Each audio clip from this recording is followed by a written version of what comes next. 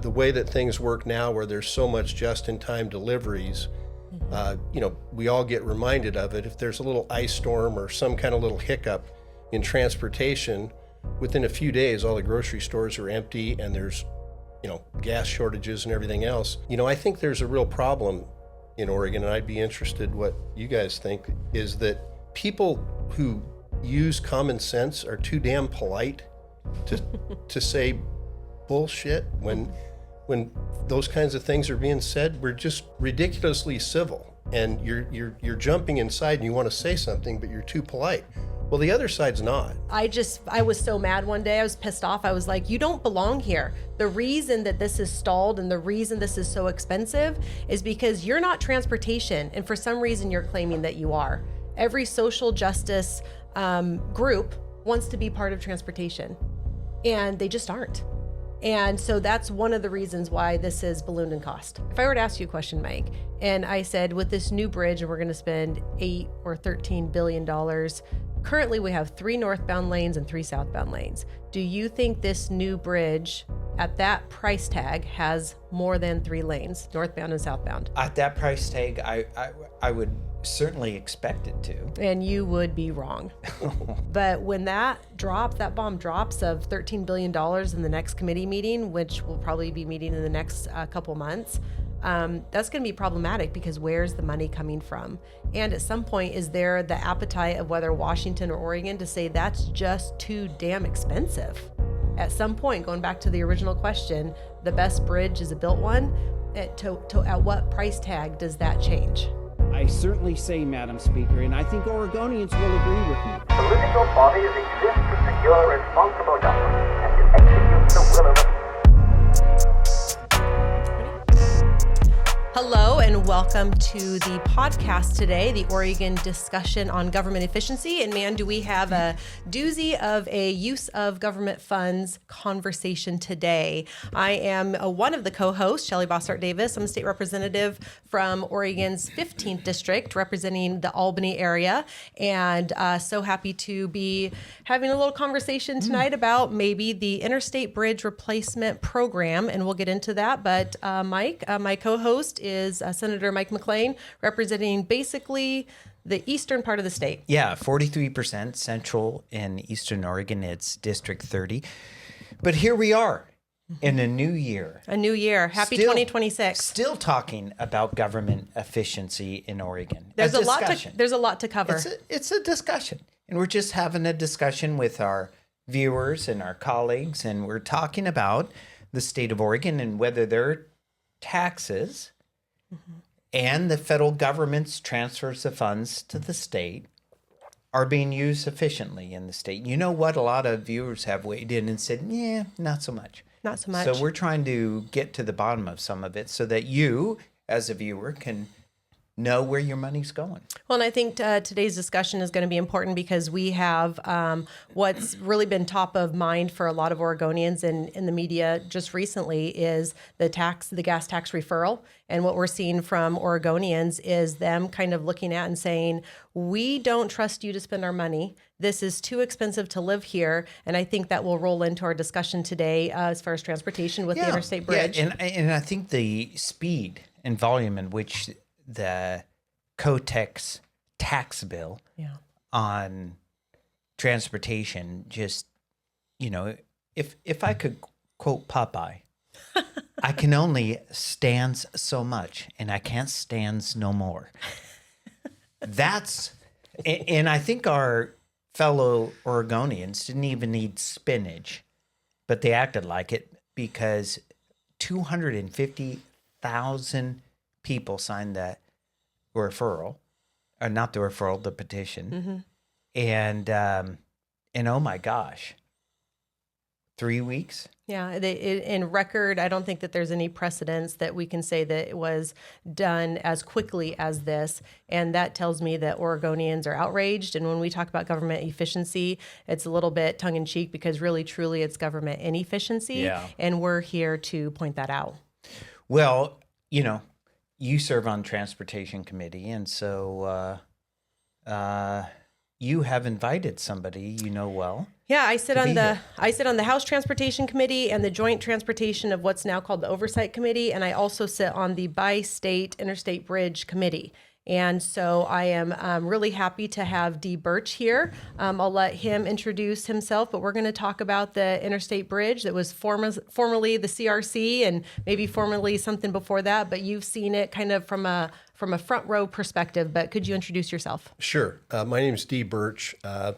I'm a native Oregonian, grew up down in the McMinnville area, and went to Oregon State and graduated a really long time ago, 1978, with a civil engineering degree. And I've spent my career in heavy civil, marine, construction. I currently am the president of Advanced American Construction, a company that's 42 years old in Portland and a marine heavy civil contractor. And I also serve and am the owner of Gunderson Marine and Iron, which is a barge builder, a tug builder, and a bridge fabricator here in Portland. And I will say that I was there for the launch of the McMurdo Yes. just a couple months ago, and that was an incredible feat. So congratulations on that. I believe that it is on its way to Antarctica, or is it there now? It's halfway there. Okay. It's a 60-day tow for a tugboat. They stopped in Honolulu and they left there and they made it to Pago Pago today. And then they're going to Christchurch and then into the McMurdo Science Station. Very exciting. And I will say it's pretty that's cool. incredible to see cool. that built in Oregon, and it gives me a little bit of hope that we can do bigger things than just that. So congratulations on that. It was very cool. Mike, if you ever get the chance to see a launch like that, it was absolutely I incredible. look forward to the next one. Yeah, we'll be, for the first time in the history of the company, we're going to launch 2 barges on the same day. And that's going to be April 11th of this year. All right, man. we're writing that down, April 11th? I'm in. All right, I'm in. we're in. Okay. I think we just And- invited ourselves. And Dee. I love They that loved you it. graduated from Oregon State. I did as well. And I graduated in 1987. Okay. I started in engineering like all OSU students. Yeah. I- Or ag or, yeah. I finished in ag and economics. Okay. But our football team was probably about as successful as yours in '78. So Yeah. That's probably about right. Yeah, it was in the same league. it was a a tough long year dry this spell. year too. So Beaver fans out there, hey, stay strong, my friends. So I graduated, I'm not going to say when, but I also graduated a Beaver and Oregon State, and I graduated 2 years after we went to the Fiesta Bowl. So that was so I saw a different football team. It You was had during a- Did you Erickson. get to go to the Fiesta Bowl? I did. I It was went our there, Christmas too. present that it was 41-9 against Yes. Notre Dame. Notre Dame. Yes. Every Yes. Beaver fan knows that. Notre Dame. I remember that game. The best part was when all the Notre Dame fans were stomping out of They were so out of the mad. seats in the third quarter, and they started singing, "Rudy, Rudy, Rudy." That's amazing. Well, Dee, let's get to it. The IBR, the Interstate Bridge Replacement Program, it is certainly in the media on and off.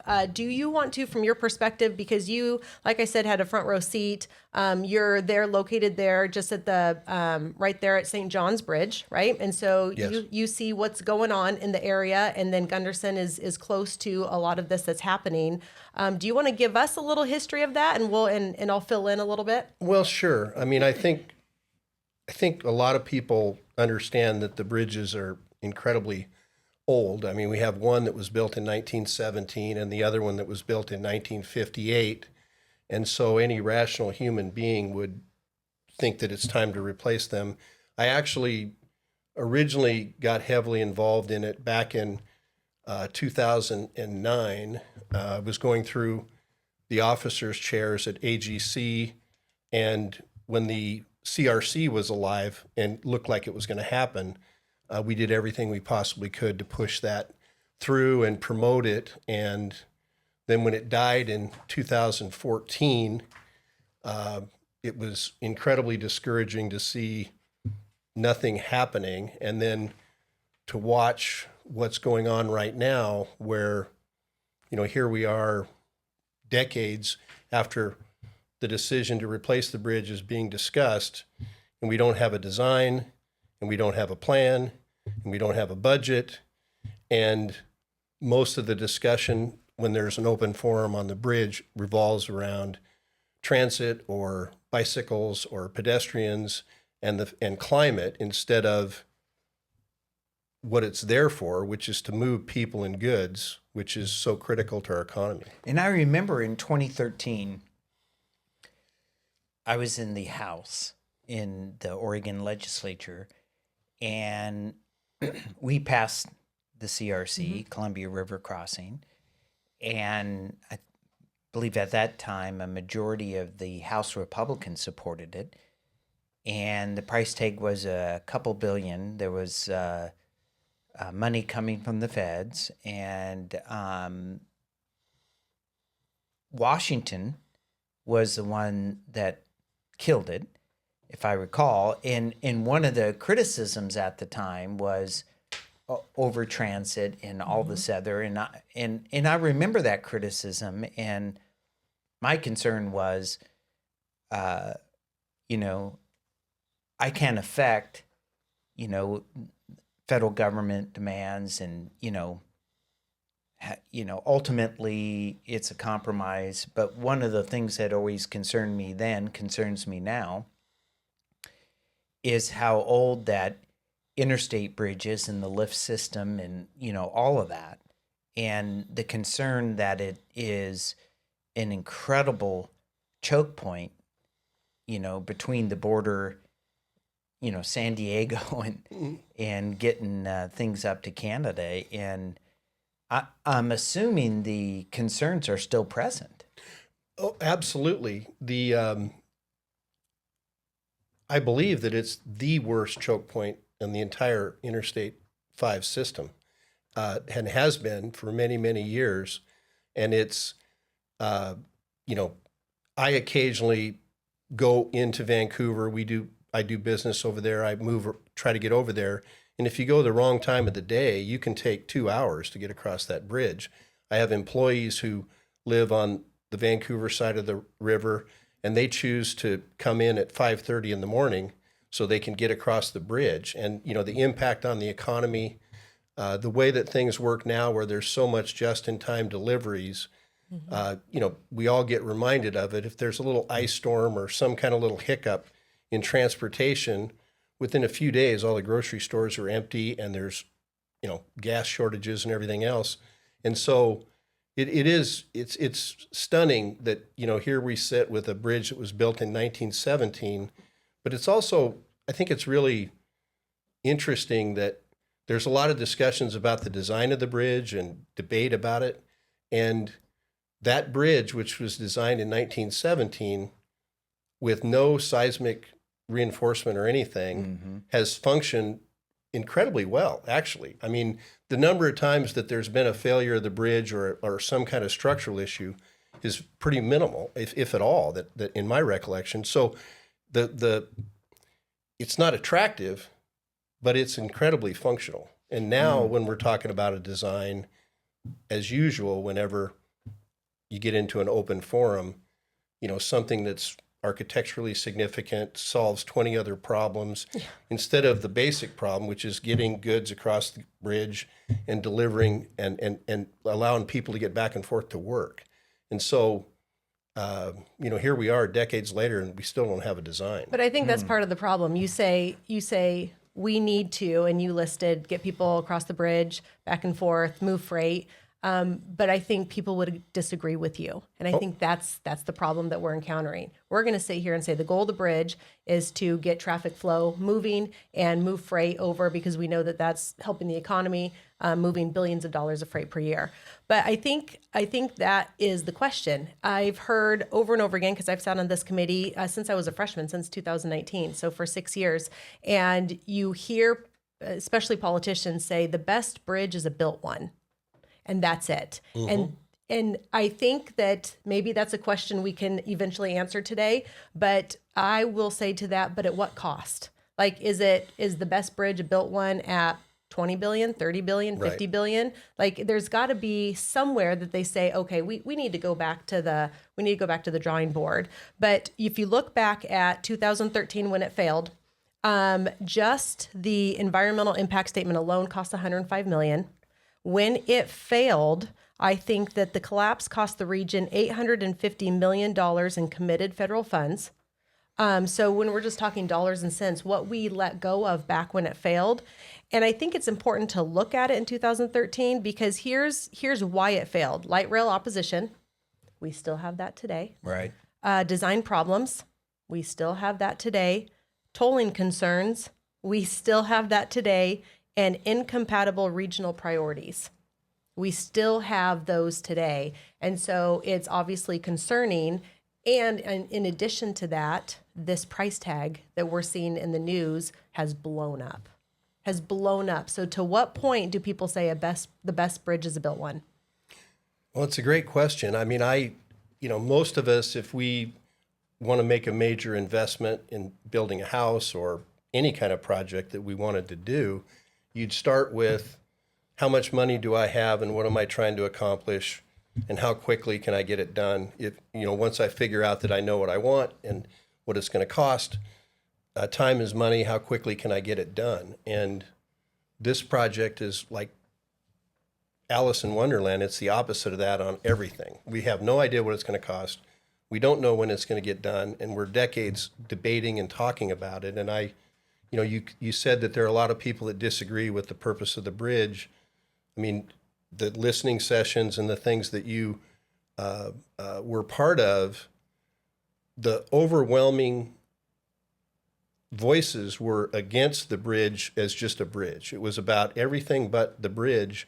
And, I think there's a real problem in Oregon, and I'd be interested what you guys think, is that people who use common sense are too damn polite to say bullshit when those kinds of things are being said. We're just ridiculously civil, and you're jumping inside and you want to say something, but you're too polite.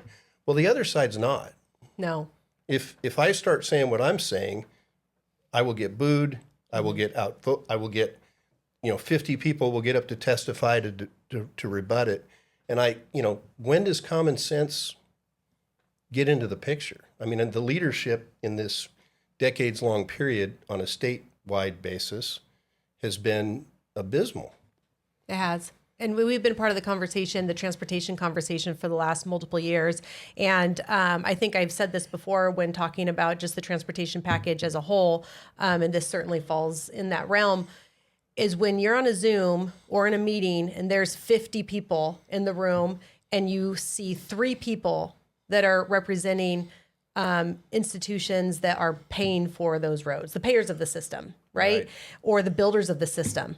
And everybody else, I was so mad one day. I was pissed off. I was like, you don't belong here. The reason that this is stalled and the reason this is so expensive is because you're not transportation. And for some reason, you're claiming that you are.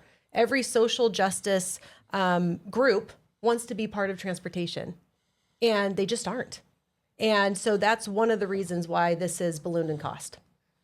I remember in 2013, the debate over the Columbia River crossing, and subsequent after Washington's bill, their half of the deal failed, that there was a lot of discussion about I-5 going through North Portland, and there were folks that didn't want the bridge because they were very frustrated with diesel emissions. Mm-hmm. And they didn't want diesel trucks on the road. And a lot of the discussion was this is a racist and that, just all sorts of stuff. And I remember saying to a group during part of that discussion, I-5 is built where it's built. And there's a bridge that goes over the Columbia River. And what you're advocating for is to move the freeway. Mm-hmm. Yeah. And this whole discussion is about the bridge. And their point was, but if we build a new bridge, then we're going to still have a freeway. And so they did all they could to, it's like rolling marbles on a dance floor. They just wanted to see people fall. And so, I wasn't in the legislature in the 50s or, when the freeway system was born. I wasn't born then, right? So, but that's the kind of inputs that consume a lot of time. And then my understanding is, as you say, there are people who are having input into this bridge, and it's not just about the pleasant design, which at some point becomes, we just got to have it structurally sound, but it comes into wanting to relitigate where the freeway is located, what kind of vehicles are being transported, what kind of goods, whether those goods come from countries we don't agree with. I mean, after a while, you just say, none of this has to do with the bridge. Yeah, driving cars and moving freight. And I think that part of that problem is the program itself is the one that's pushing that. And I know that Jacob will put up on the screen, but I looked at, this was me personally and my staff, we looked at all of the, on X, on formerly known as Twitter, looked at all of the posts that the IBR put out, and we categorized them, whether they were about equity and race, climate, economy, traffic, and transit. And us three will sit here and say, we need to talk about how the bridge is going to promote the economy and move freight and move people and goods, right? That's what it's there for. But half of, and every tweet is them reaching out to the public, right? That's the purpose of getting information out there. Half of that had to do with equity, race, and climate. Half of their communication was on equity, race, and climate on the bridge. And then you add another fourth, so 25% was about transit. So then that left 25% to talk about actually moving of goods and people.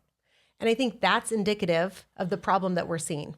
75% of their communication is about all of these other things that doesn't have to do with building a bridge.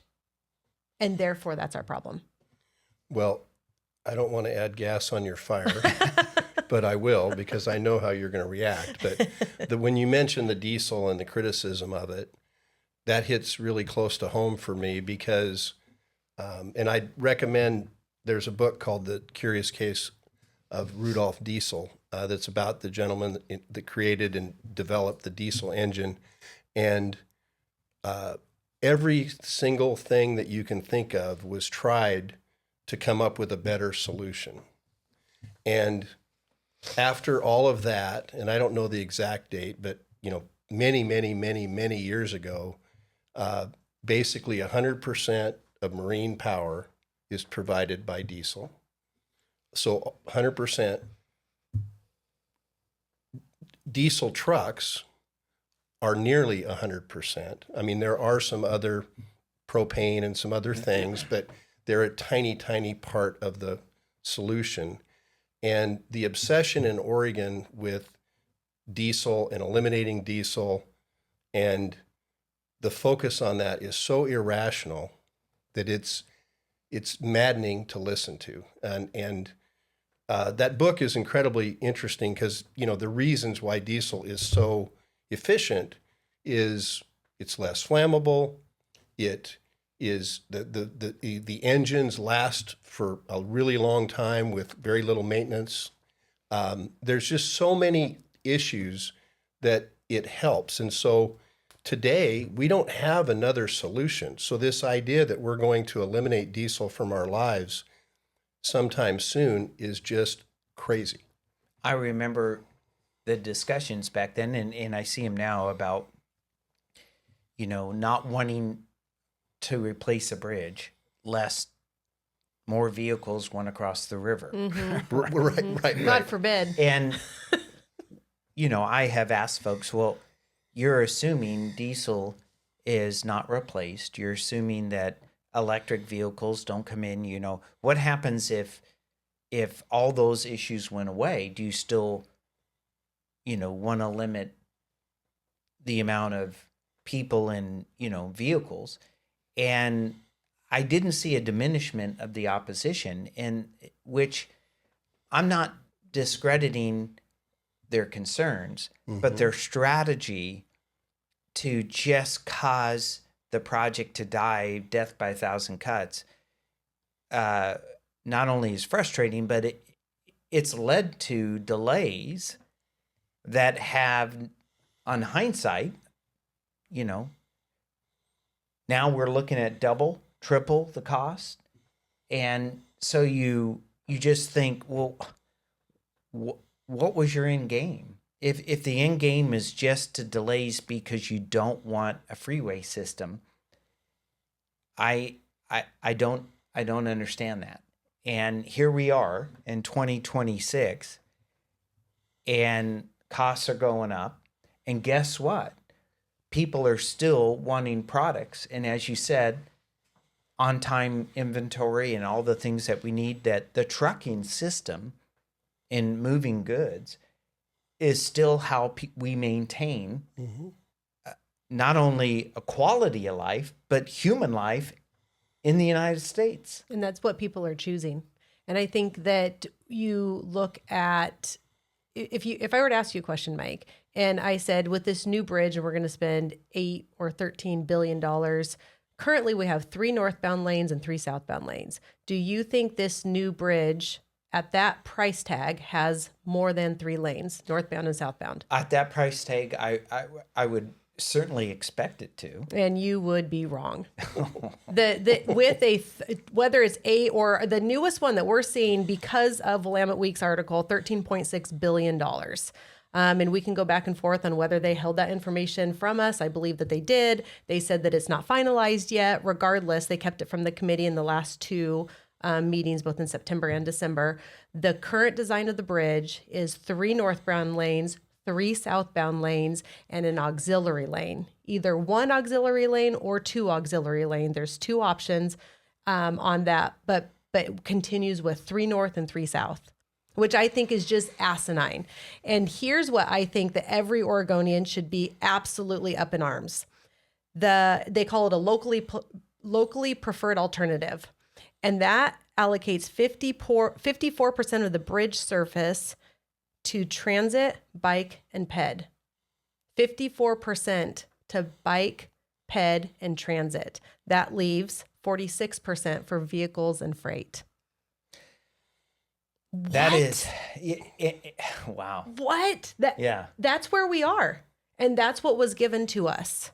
And so this is what they have come up with. The current choices are these 2 locally preferred alternatives, one with the 1 auxiliary lane, the other one with 2, but then 3 lanes south and north of the bridge is only 3 lanes. There's no way to expand that system moving northbound or southbound, which I think is probably the case for one of the reasons why it's gotten to this point, and you don't see a lot of collaboration on this. I think it's a boondoggle at this point, which I hate to say that, but I'm not sure where we go with this when we're looking at a $13 billion price tag and people don't want it. I really think that Portland, if we said take transit out of it, because we could talk about TriMet and the problems with that, and why would we be spending multiple billions of dollars putting TriMet on that? Washington doesn't even want it.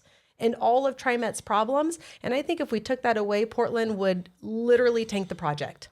They would choose no bridge over taking transit away. I can almost guarantee it. I think originally in 2014 or whenever Washington said no, it was, I don't have this as fact, but I was told by several folks, legislators in Washington, that transit was such a controversial issue because they didn't want easy transit from Portland, and they were saying we don't want your folks coming over here on transit. And I was like, come on, that's a requirement of the feds. Who cares? It's a compromise, but I'm just I'm curious what your perspective when you hear that of over 50% of the bridge. Well, I'm kind of used to it. Unfortunately. The Selwood Bridge, if you look at it, was a bottleneck, very narrow lane bridge. The county built a brand new, beautiful bridge, and it has massive transit lanes, massive bike and ped lanes, and the lanes are like 18 inches wider. And that's it. And it's still a bottleneck, and it's still a choke point. The Tillicum Bridge doesn't have any lanes on it. None. It's strictly and only a transit bridge. So this is a theme. It's a theme, and it's consistent, and it's insane. I mean, the Rose Quarter project, which the purpose is to eliminate another bottleneck, and now we're trying to solve historical injustices, or I don't know what, but that thing is, I don't know, Shelly knows, quadrupled or whatever. It's just insane. This idea, anybody who's had to sit in traffic eating fumes, taking hours to get across that bridge, the idea that there's not going to be any more lanes, it would just infuriate them. It But should they're infuriate not people. they're not very vocal. They don't say much. And What's the carbon footprint of sitting in traffic? that More than not sitting in traffic. I've seen, I think Cascade Policy put out a paper on that and said that it is sitting there idling in traffic with all that is massive polluter.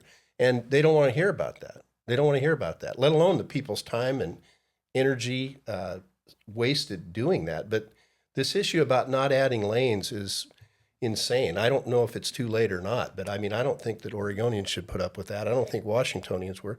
I mean, one thing you could do is put 3 transit lanes on there and then put cars on them until somebody's willing to pay for the transit. Well, I just, there's other solutions. You can have, why would you spend billions of dollars on something that might not be the future? TriMet might not be the future. Make it a dedicated bus lane back and forth, right? Something that you can actually change. That if that doesn't work out and there's some other mode of transportation, maybe it's just Waymo going back and forth. I don't know, self-driving cars or something different in the future. But when you build it specific to transit, you're stuck. Right? There's no changing that. And that's where I think that we get into this problem, is that there's other alternatives and they're stuck on doing this. And there's so many problems with TriMet these days and transit in general.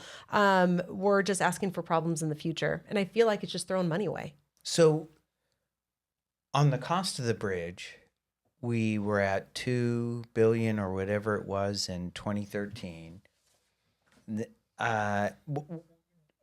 Do you know the history of cost estimate escalations on the bridge?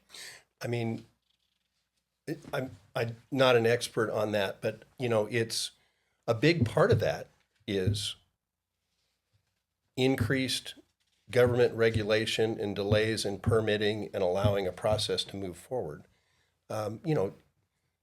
As I was saying before, if you want to build a house and once you have the money and you decide to do it, how quickly can I use it? I mean, do I have to wait for 10 years before I get it?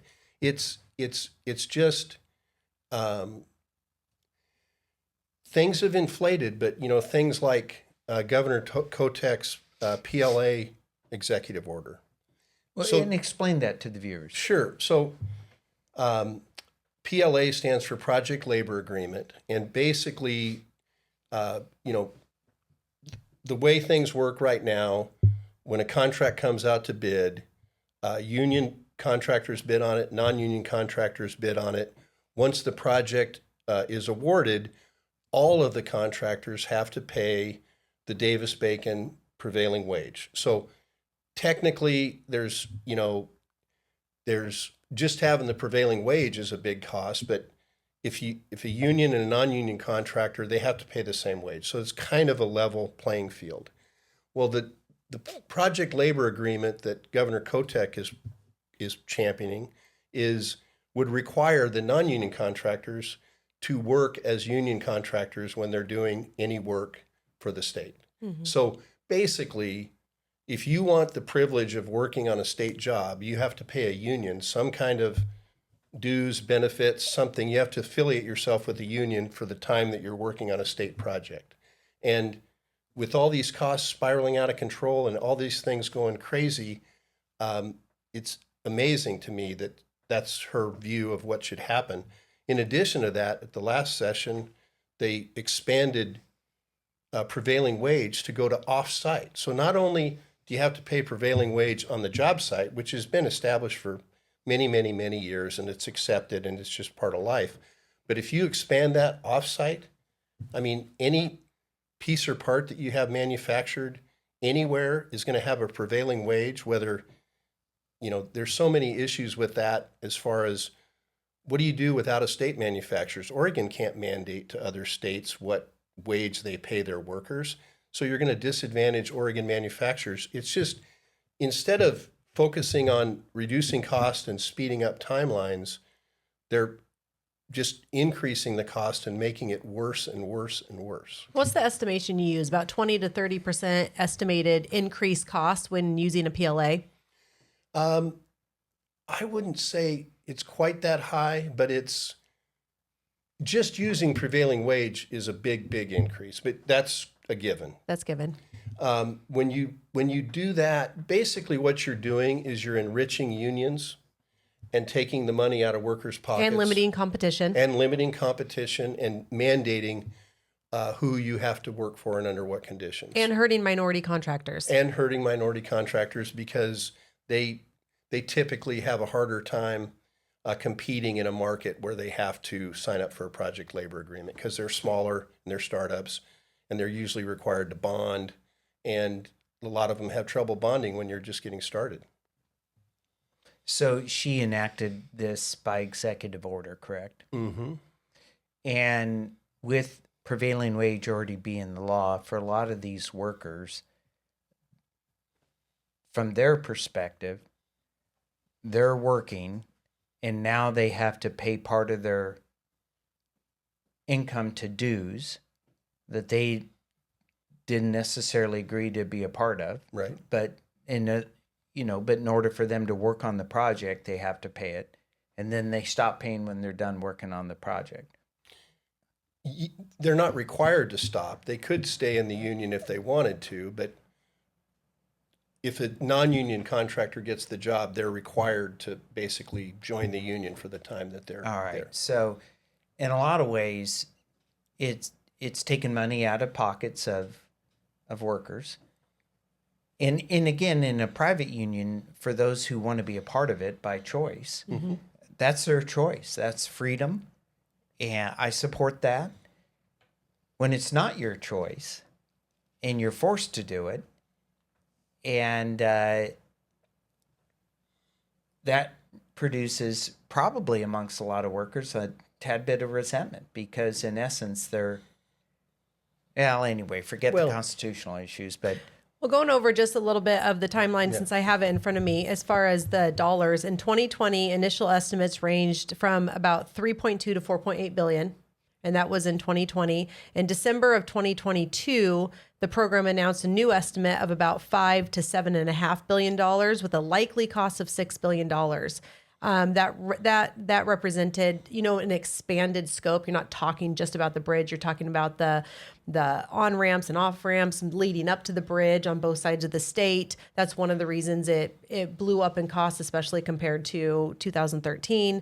And so since for the last multiple years, last 3 to 4 years, we've kind of worked with that $5 to $7.5 billion, knowing in the back of our heads, you and I, Dee, have had that conversation. It's going to balloon. It's going to get bigger. And the most recent news broke that is $13.6 billion. So that's been a massive jump with no conversation yet. They haven't, talked to the IBR committee that I sit on yet to say how they're going to pay for that. And I don't know if the Trump administration is jumping for joy to say, I want to give Oregon and Washington money. Right. So we know as Oregon and Washington, we can't go out to the feds and say, help us pay for this bridge. That administration is not really in the business of giving money to these particular states or not wanting to. Well, and it's not like the Biden administration was eager to cut a check either. Well, and they didn't. I mean, otherwise. And so it's made up of both tolling. So it's made up of tolling. It's made up of $1 billion that Oregon has committed to, $1 billion that Washington has committed to, and federal grants. So $1 billion, federal grants and tolling. So the federal grants are probably finite. They're probably not going to change that much. The $1 billion from both states, unless they increase that means that nexus up to $13.6 billion in quick math is probably around $8 billion. We're going to pay for that with tolling? I doubt it. No, that'd be too high. Yeah, it's kind of crazy. And can we talk about the time it takes to do these things? Yes, please. I would love to hear your experience, and also if you can throw in, the two things that are hurting us as far as this timeline is they still haven't decided a fixed span Right. or a movable span bridge. So if you can in that talk about the differences and maybe the pros and cons and the cost. Well, since the CRC, the preference of the ODOT and WashDOT has been a fixed span. I don't understand all of the reasoning, but they emphasize the bridge openings as being, a real disruptor to traffic. Although they don't want more lanes, but that's a different story. They say that's a disruptor to traffic, and so a fixed span is preferable. There's a lot of things that play into that.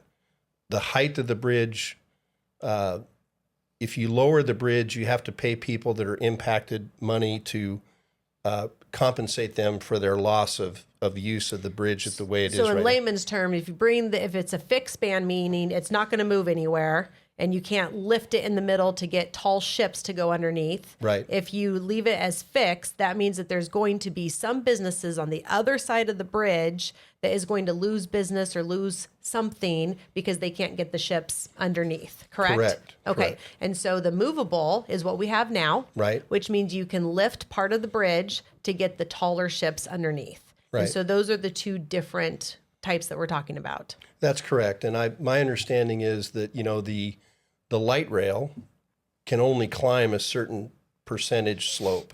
And that is limiting how high the bridge can go, which is making it lower than the existing bridge and limiting it. So and then the Coast Guard is, I guess, going to make a decision here soon about which one of these. Allegedly, yes. Allegedly. Of course, they've had 20 some years to think about it, but been many apparently we years. need more time. So it's another issue. Now, we do, I've been involved in lots of different bridge construction, and lift spans and bascule bridges, which are basically a span that just pivots up. Mm-hmm. There are the type that rotate, mm-hmm. but typically a bascule bridge just lifts up, and then the lift span is two towers, and they lift the span up. And that's the type that we have now. The railroads, who are required basically to pay for their own bridges because they don't have any real federal funding, or nobody wants to give them any federal funding, they use lift spans everywhere. So this idea that lift span is a lot more expensive than a fixed span, I can't tell you for a fact that I know that's crap, but it's crap. Because railroads fund their own projects, and they're not running around trying to figure out how to do fixed spans. Right. Right. It's totally technically capable of different ways of having a span that lifts. And so that was something else that you and I have discussed, Dee, because there was an article that came out. There was $160 million that was paid. And do you think that was too much, too little? Do you think that was problematic? But so that would be in addition to the program. If they choose a fixed span, they would have to pay $160 million to companies that would lose out in business. And so they came up with whatever they determined was $160 million. They negotiated with several of the affected parties. There's only a handful of them, and the number was around the 140 or 50 last time, and I think they've announced it's 140 this time. And that's just in damages. Mm-hmm. That doesn't build or buy anything for anybody. That's their determination of what the losses would be for those companies that are affected by it. I personally think that number is ridiculously high, but that's the process that they've gone through, and they've signed contracts and agreed to do that. So if the Coast Guard says a fixed span is okay, and as soon as the contractor starts or a contract is awarded, then that money will be paid to the companies that are affected. So let's talk timeline. You said let's lean on your expertise here, and how long from today? Look into your crystal ball and use some experience. When will this bridge be built? Well, I can tell you a story. Back in 2007 in Minneapolis, and I'm sure you remember this, there was a complete unplanned bridge failure. They had a design issue and some bolt. The bridge just fell down completely out of the sky. 13 people were killed. It's a miracle that it was only 13, and over 100 were injured. And from the day that bridge went into the water until there was a new bridge with more lanes and a current design was 14 months. Wow. 14 months. 14 months. I didn't realize so Design fast. and build. Complete. They had traffic on it in 14 months, and it cost $234 million. And this was what year? 2008 was when it opened. It went down in 2007. It opened in 2008. That just gives you some understanding of how time is money. The reason it was done like that was they had no choice. They had to replace that bridge. The impact to the region was so severe that everybody dropped all their social justice crap and decided we have to build a bridge. And they did it. And they got together. They hired a contractor within 3 months. Wow. With no design. Now, they worked with the contractor to develop the design.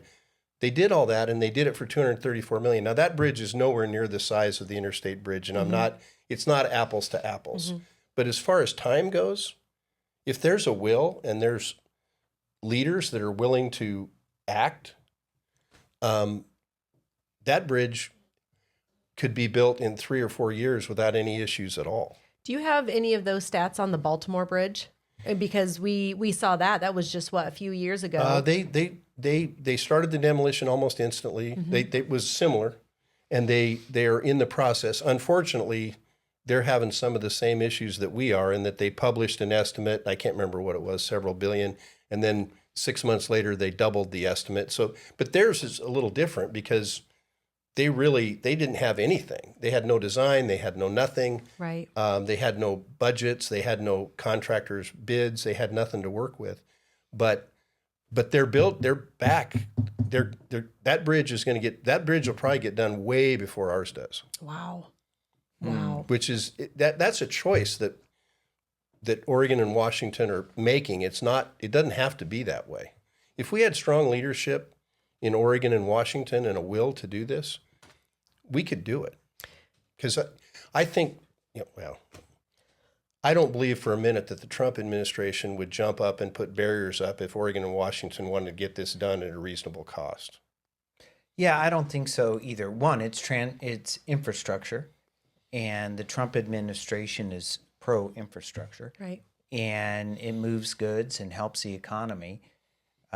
So, I'm like you in that if it was focused on getting done, moving goods, moving people, what I think the Trump administration may have a low tolerance for is all the other agendas. And the city of Portland. And the city of Portland, it's so interesting when you think about how much money they're sitting on from their environmental fund, the climate fund, the preschool for all, et cetera, et cetera. It shows that this really is a clash of priorities. It really is. And you look at, I think the number is 28th and 29th is the bottleneck number in the nation for, I can't remember which one is which, for Rose Quarter and the Interstate Bridge, as far as bottlenecks in the country for freight. And we know that through the freight side of things, 28th and 29th in the country, which I think is, for us of a state of 4.3 million people, is pretty significant. Yeah. A couple stats. One would be the Interstate Bridge is the only stop sign on the I-5 from Canada to Mexico. And the Rose Quarter is the only 2-lane stretch in an urban area on Interstate 5 from Canada to Mexico as well. And so we have two really big problems, but it's the local government that really stopped the Rose Quarter from moving forward.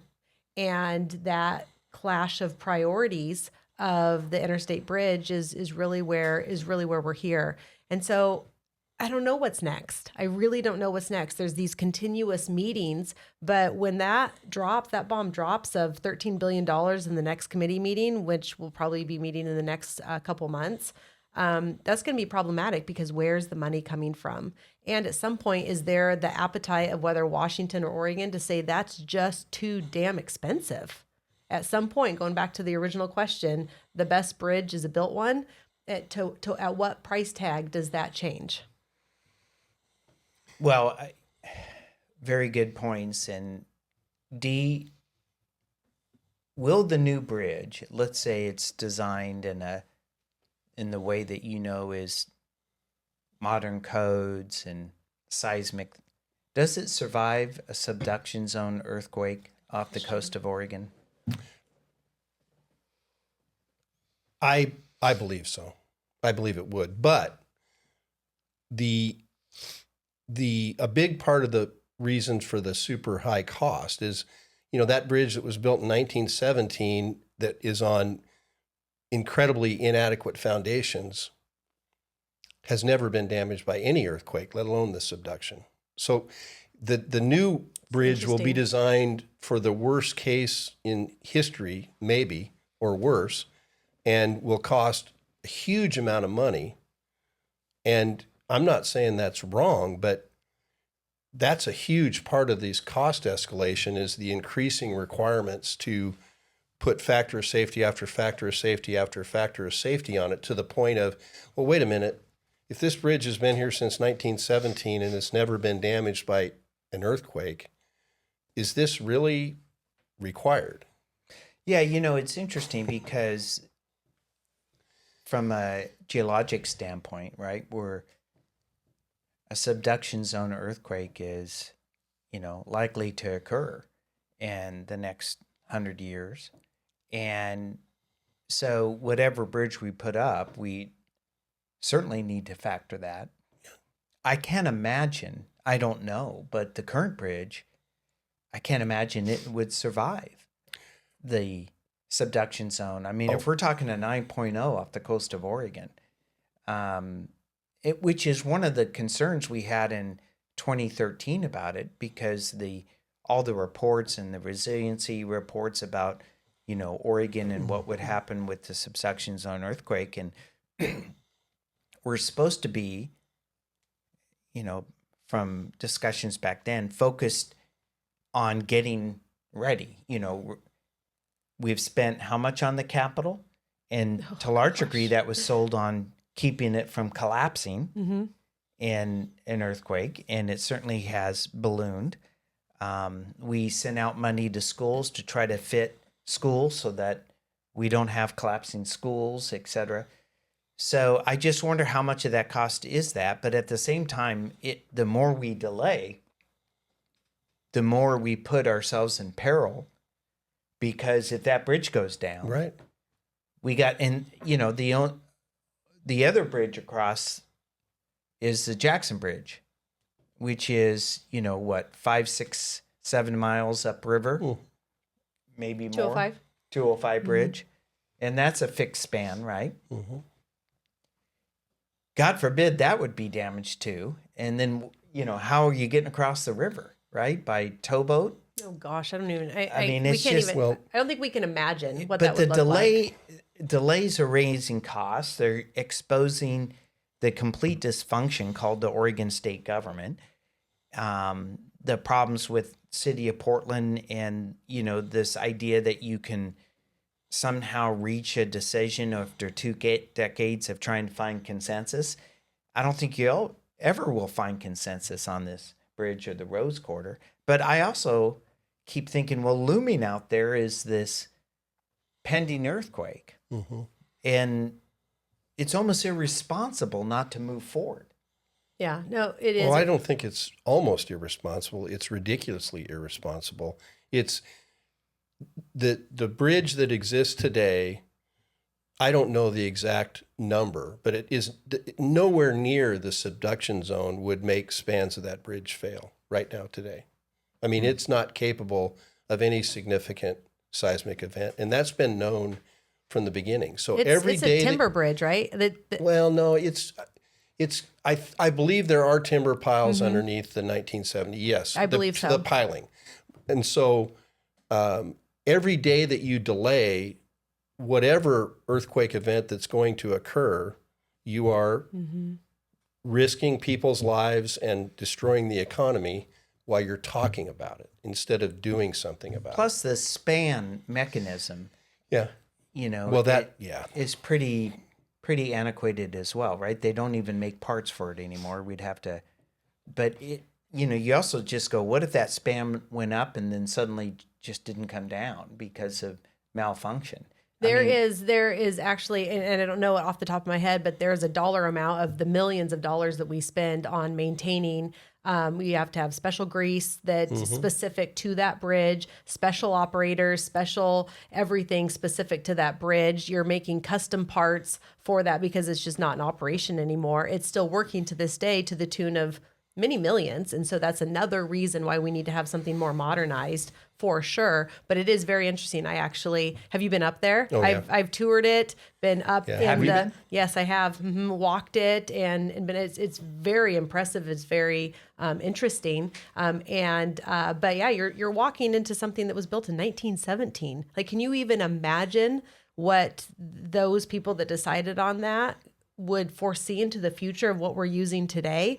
I would say the ROI on that has been pretty decent. Well, the design itself is remarkably simple. It's, you know, they put a large, heavy counterweight in place, run some cables over, grab the span, and the reason they put this huge counterweight is to offset the weight that they're lifting so that they have very little force required to overcome it. So you kind of balance it out. So with very little force, you pick it up. So it is a very old system, but it's so simple. It's really not crazy. It's done. New bridges are built with the same concept today. So the technology is not necessarily the problem. It's more, but obviously the seismic stability of the bridge and the towers and everything else is very, very low. So you would have to do something different. But And what's the impact on the economy? Let's say that bridge is disrupted somehow, Oh gosh. you know, and let's say now we can't get across it, the span fails, the bridge, you know, whatever. I don't know. What's the impact, do you think, to the economy of Oregon with people being rerouted over the Jackson Bridge? well, I mean, I can't put numbers to it, but it would bring the region to a standstill. I've lived in West Lynn for many years, and we had an ice storm for 3 days, and the grocery stores were empty. They were empty. I mean, people were going in just grabbing everything, and they bought it out within 3 days. So if you had that kind of disruption, I mean, it would be anarchy. I mean, people they can't get to work. Who's going to pay them? They can't get their goods. They can't get groceries. It would be just complete chaos in very short amount of time. And, you know, obviously rail can still get across the river. Yeah. And we still have the Jackson Bridge, but the traffic flow would be so heavy and be so congested, it would just really Well, just to commute to work could take you 4 hours. Yeah, it would. And now, you know, thanks to the way Oregon taxes the crap out of everybody and everybody's moving to Clark County, those Wow. people would be completely isolated. They would not be able to get to their jobs. You know, they would spend more time driving back and forth to work than they would be working. The fastest growing county in Oregon is Clark County, Washington, as the Yes. joke said. Although Washington uniquely is doing its best to counter that by instituting all sorts of new taxes, and including a state tax at high end of 35%. It's just crazy, but you know, leave They it to match Washington to outcompete Oregon when it comes to crazy. But at any event, the bridge is damn important.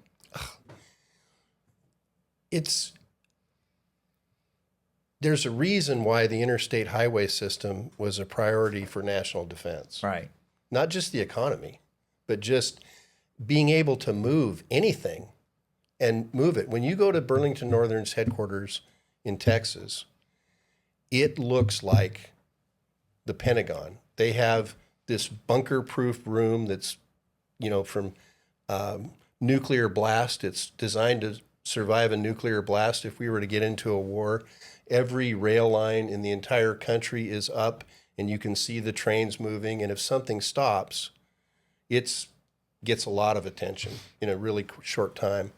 I mean, I think we're so spoiled in always having this in our lifetimes, Right. that we just take it completely for granted. And if it was, you look at the coast when there's a landslide or something and 101 is cut off, with the few people that live over there and the very small amount of industry that's over there, look at the disruption it causes. If you did that in the Portland metro area, I mean, it would be one of the worst catastrophes in modern history. Yeah, I what is it? 2 million people in the maybe more counting Clark County, but you said something important. These debates and conflicting priorities and all as we saw with the X post and the tweets from the Interstate Bridge Replacement group, over half of those being climate and DEI, and you sit back and we're living on borrowed time here, and we have an obligation to our children, to our grandchildren, to our great grandchildren, to get this done.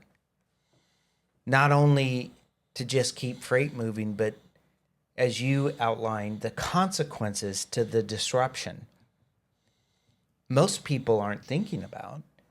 An ice storm in West Lynn illustrated that, or a landslide in Tillamook County or whatever. It really is incumbent upon leaders, whether you're at the city, local, state level, to push through all of this and get something done, because that's what we're sent to office to do. And our frustration from a state level is that and I think you might share that, it's not just the escalating costs, but I keep watching that if you call it the doomsday clock of the subduction zone or earthquake or whatever it could be, and the consequences, fuel supply issues, medical supply, transport. I mean, you start going through the list. Everything. And, people expect us to get it done, and that's not what has happened. And we can sit here and point at different groups and different leaders of failure, but I really would love to know what's the way forward. What's really the solution for this? You have a unique perspective because you build things. Mm-hmm. And in the private sector, you move forward. What can you advise those of us who are serving in government, certainly in elected positions, as to how we navigate what is a very confusing multi-decade delay? Wow, if I could answer that, I would be set for life. But I think that I believe in strong leadership starting at the top. And so I believe that if you had governors in Oregon and Washington that locked arms and said, by God, we are going to do this, and we're going to ask the legislatures to join us in making this happen and explain it and talk to people, that this could get done in very short order. I really do, because I know that great legislators like yourselves would join in the parade in a heartbeat, and then we'd have a chance. Until we have that, I don't think there is a solution. I think they're just going to waller around in this, and I wouldn't be shocked if they cancel it again. I think I have to agree. I just because I'm just seeing it, and you look at, we say history repeats itself unless you learn from the problems of the past. If you just review the reasoning in 2013 that it got shut down, we're seeing those same issues still today. They're just expanded and they're more expensive, but they're the same issues. And so, gosh, We need that bridge. We absolutely need that bridge. As costs continue to, whether they double or just expand, I looked up $132 million in freight crosses that bridge daily. Daily. Wow. $132 million in freight crosses that. Some of it's, going from somewhere north in Washington, and some of it's going all the way down to California because it's the I-5 bridge. But some of it's going just from Vancouver to Portland, and it's moving people. So that's just the dollar amount of freight. The freight community needs that bridge. They need Rose Quarter. And you have this just, we say all the time, budgets reflect priorities. And you have these priorities that just are not agreeing, whether it's City of Portland, Multnomah County, the state of Oregon.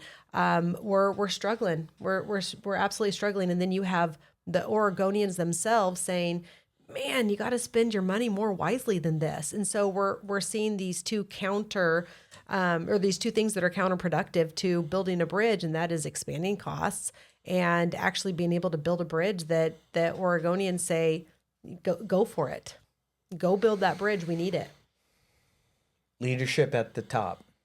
I believe completely in that. And I also think that obviously if the governors joined arms and said they were going to do it and worked with the feds to, just like in Minneapolis, where there were a lot of processes that are supposedly required that all of a sudden disappeared when there was an emergency. Absolutely. This is an emergency. This is not a luxury. This is an emergency.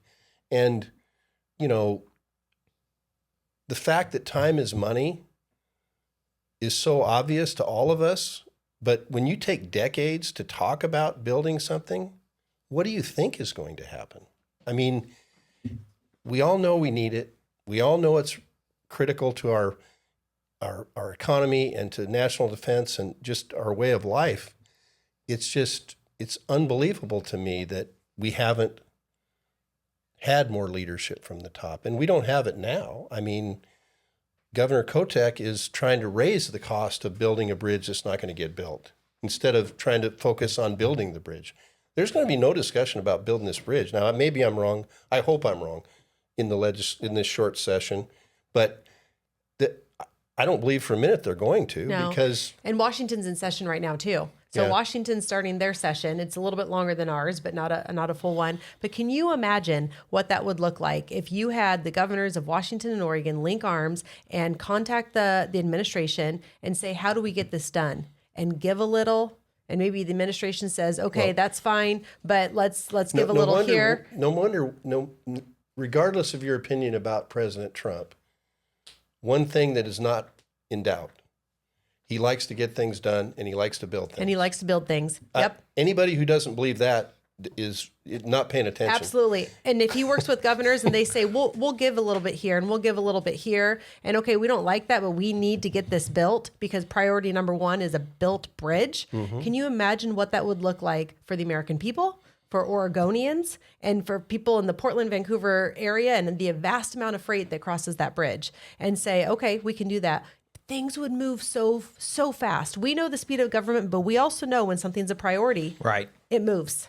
Right. And I've seen the governors of Washington and Oregon lock arms. Mm-hmm. It's not over a building project. It's not over building It's over anything. just stopping diesel. And, stuff like that. anything. But you just, so, it's a discussion on government efficiency. And one of the things that we have to acknowledge for our listeners is this topic has been just about one project, and just the length, the cost, the mass confusion, the clash of priorities. And yet, when it all comes down to it, we're inefficient here, which is a clear emergency. And probably the biggest factor is the lack of leadership. And I hope listeners know that when you're looking at how your tax dollars are used, you also have to look at how government services are delivered, how time is money, and how priorities can get dysfunctional.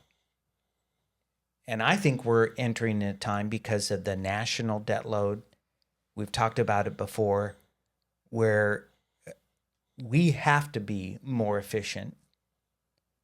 We've had a long period of time, multi-decades of time, where the feds have funded operations on debt.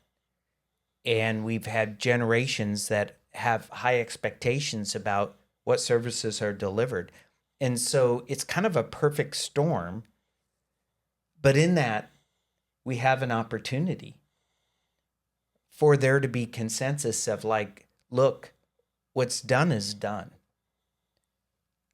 Now it's about our grandkids. And now we got to build things. We got to be efficient in our use. We have to focus on what our core services versus things in which times of affluence you debate. We're not in a time of affluence, but they're still acting like it. So I hope our listeners get fired up. One thing I know is they sure got fired up when they saw a transportation package that was not necessary and done by a process which was repugnant to the way Oregon has always created a transportation package. And they spoke quickly. Maybe those same 250,000 people and the 500 other thousand people that were part of those rallies, combined, are going to demand that we fix something lest we hand our grandkids a horrible solution and endanger the most vulnerable with supply issues and all sorts of things that come with logistics disruption. But that's one of the reasons we started this is we want people to know. We want people to know what's going on. And I don't think people are sitting around and just thinking about 2 decades of dysfunction related to a bridge. A bridge. A bridge. A big bridge. A big bridge. A bridge. But as you said, you pointed out in Minnesota and other places, they just got it done. Pennsylvania, when they had that bridge or a span, I forget what it was, same thing. Same thing. Baltimore. They got it Baltimore now, going on right now. There's examples recent. They're not ancient history. But let's It can be not done. wait for an absolute catastrophe, Well, right? I mean, could we get it done quicker if there was a catastrophe? Probably yes, but we don't have to wait for that. We don't have to we wait. We can do it. It needs to become a priority. We also know that the current program administrator, Greg Johnson, just stepped down. So so that just happened as well. And so when we talk about a lack of leadership, that's very unfortunate because now we're entering somebody different. If I could, Please. I say things that can be interpreted as ODOT is the problem. They're not. They are not the problem. The problem is the direction to ODOT of how to act and what to do and what to make a priority. They have a lot of hardworking people. They have issues. They have problems. They could use updated technology and a whole new leadership system within ODOT. But that's not the problem. The problem is the leadership above ODOT. Because they set the agenda. They set the agenda and they tell them that they have to take these things seriously. They have to. Yep. Otherwise, they'll just get fired. Yep. Exactly. They have to toe the line. If you have a Department of Transportation where you're evaluated based upon the quality of your tweets as opposed to the rotation of the tires, I'm trying to figure out you got a problem. Yeah. Well, Shelly, I think we covered it as much as we possibly could. It'll be very interesting moving forward. But like Dee said, he didn't think there was anything scheduled, and there's not. And so it'll be months before we hear anything more. And I would suggest that lacks a little bit of urgency. Dee, thank you for being here. And looking forward to seeing the new barges launched. Fantastic operation you got going. Well done. Thanks. It's great. It's a great Oregon story, isn't it? It's wonderful. I appreciate that. And I am a recovering politician. I served as council president in West Lynn for 4 years. Oh, my word. And Didn't know. I mean, obviously it's a little thing compared to what you folks do, but I have a tremendous amount of gratitude for people that are willing to put in the time, because I know you're not doing it for the money. It's huge amounts of money we make. Rich. No, I'm Huge. incredibly grateful. I mean, I've known you for a long time on that and know how thoughtful you are. And Shelly's a superstar. So Shelly Thank you, is a Dee. superstar. Thank you, Dee. I Thank appreciate you. that. We'll see you next time.